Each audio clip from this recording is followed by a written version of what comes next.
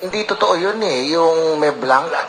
Walang ganon. Pagdating ng BICAM, definitely, lahat yun, filled yun. May issue po tayo tungkol sa blanks do sa budget ng 2005.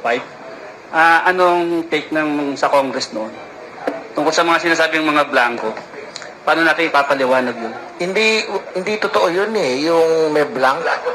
Walang ganon. Pagdating ng BICAM, definitely, lahat yun, filled yun. At hindi rin naman dumaan sa BICAM, ilang senador, hindi niya napansin, wala naman senador na nagsasabing may blanco, di ba? Nag-BICAM yan, pinirma ng speaker, pinirma ng Senate President, umakyat sa Malacanang, sa Pangulo, Office of the President, ni-review ng mga economic ni Presidente, including former Senator, former Congressman, and now Finance Secretary Raprecto. Kilala namin si Secretary Raprecto, maayos at magaling mag-isip. Hindi siguro lulusot yun ng may ganong blanco. Siguro hindi ko alam kung siguro yan yung isang inibig. Kung fake news yun, or kuryente, or kung talagang sinasadya na bigyan ng doubt ang taong bayan. Pero definitely, walang budget na papasa na mayroong blanco. Galing kami sa local, wala rin ganun. Hindi mangyayari yun.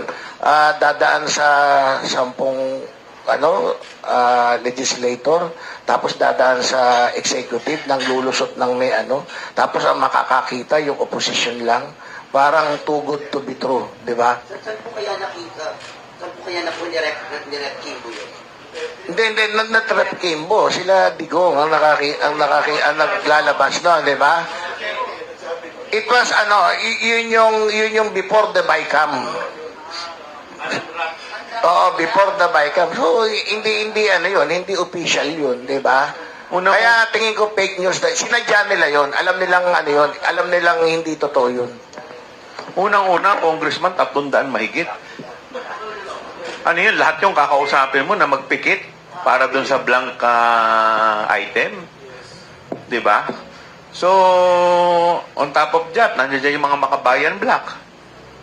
So, at may mga kakampi rin naman sila, pati anak ni Presidente Digong na si Pulong, congressman din. So, bakit hindi si Ungab na dating chairman ng APRO? So, dapat nung dinideliberate pa lang yan, doon pa lang nakita na kung totoong meron. At dito naman sa parte ng Senate, nandiyan dyan si Senator Risa Hontiveros. Tingin nyo ba, papayag si Senator Risa? At yung mga, sino ba ang ngayon?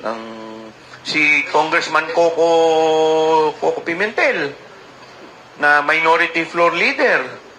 Si Congressman Joel Villanueva, ako nakikita ko mga disenteng tao to eh.